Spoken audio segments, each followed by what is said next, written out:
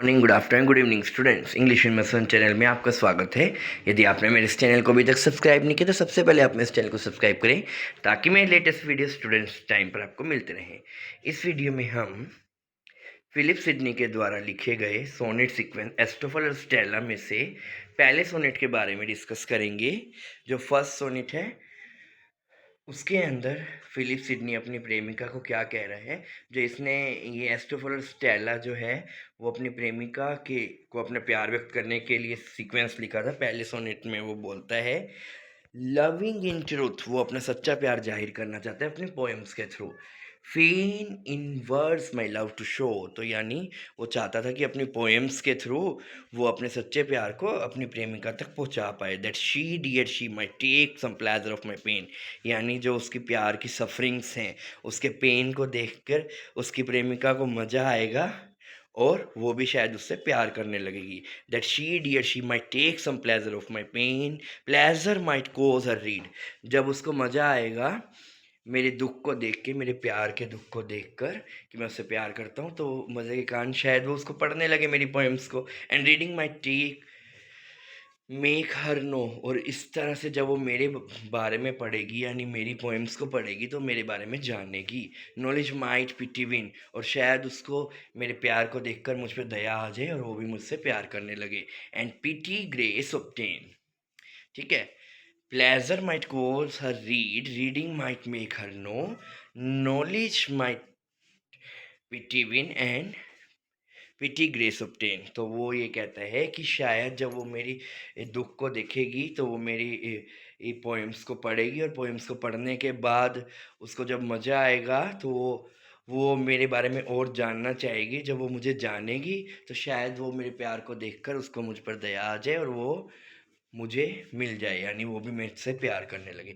Pity grace obtain, I sought fit word to paint the blackest face of woe, तो वो अपने प्यार को, अपने दुख को जाहिर करने के लिए कि वो उससे कितना प्यार करता है, कि वो सुटेबल वर्ड्स ढूंढ रहा था। Studying invention fine her wit to entertain, ताकि वो उसको एंटरटेन कर सके, उसको अपनी पोएम्स के थ्रू एंटरटेन कर सके, इसलिए वो नए नए वर्ड्स ढूंढ रहा था।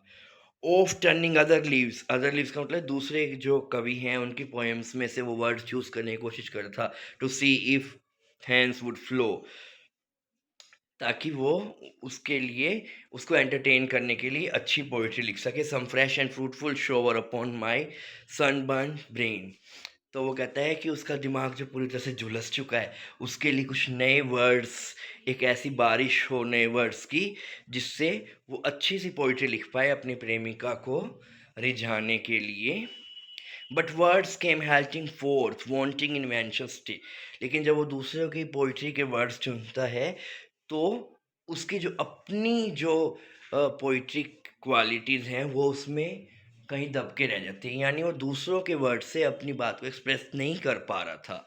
But word came halting forth wanting invention stay, invention nature child fled step dames study blow and other feet still unseemed but stranger in my way, तो वही कह रहा है कि जो दूसरों के जब वो वर्ड्स को देखता है तो जो उसकी खुद की जो नॉलेज है, जो उसकी खुद की फीलिंग्स हैं, वो कहीं ना कहीं दब कर रहती है। And other feet still seemed but stranger in my way, यानी जो अपनी फीलिंग्स को एक्सप्रेस करना चाहता है दूसरे के शब्दों को देखकर, दूसरों की पोएम्स को देखकर उनको वो लिखना चाहता था, लेकिन वो अपनी फीलिंग्स को दूसरों की नकल करके एक्सप्रेस नहीं कर पा रहा है।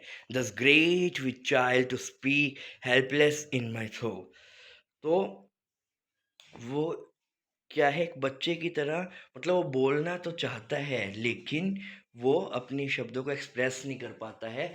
जैसे कि एक लेबर पेन के अंदर वुमेन होती है, हेल्पलेस होती है। जब कोई वुमेन को लेबर पेन होते हैं डिलीवरी से पहले और वो हेल्पलेस महसूस करती है, तो वो वैसे ही हेल्पलेस महसूस कर रहा है, यानी वो अपनी बात तो व्यक्त करना चाह रहा है लेकिन उसको सुटेबल वर्ड्स नहीं मिल पा रहे हैं, यानी दूसरों की नकल करके वो अच्छी पोइट्री नहीं लिख पा रहा है। अपनी जो उसकी खुद की फीलिंग्स हैं वो कहीं ना कहीं दब रही हैं।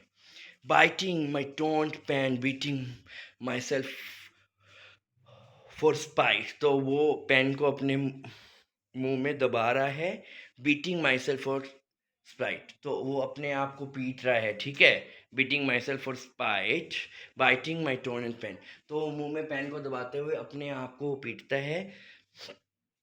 फूल said my muse to me, तो जो गोडेस, पोइट्री की जो गोडेस हैं, यानी जो कविता की देवी है, म्यूज उसको आकर बोलती है, अरे मूर्ख, let in your heart and write, तो उसे खुद के अंदर देखना चाहिए। यानी वो कवि को, जो कविताओं की जो देवी होती है, वो उसको आकर बोलती है, अरे मूर्ख, अगर तुझे अच्छी पोइट्री लिखनी है तो तुम्हें खुद के दिल में ढूंढना पड़ेगा और फिर लिखना पड़ेगा। यानी दूसरों की नकल करके वो अपनी फीलिंग्स को कैसे व्यक्त कर सकते हैं। अगर आप अपनी दिल की फीलिंग्स एक्सप्रेस करना चाहते हैं तो आपको अपने अंदर झांकना होगा, अपने दिल के अंदर झांकना होगा, तभी आप अच्छी पोएम लिख सकते हो। आशा करता हूँ जो मैंने पोएम का एक्सप्लेनेशन दिया आपको अच्छे से समझ आएगा। वीडियो पसंद है लाइक कीजिए, चैनल को सब्सक्राइब कीजिए। Thanks for watching the video.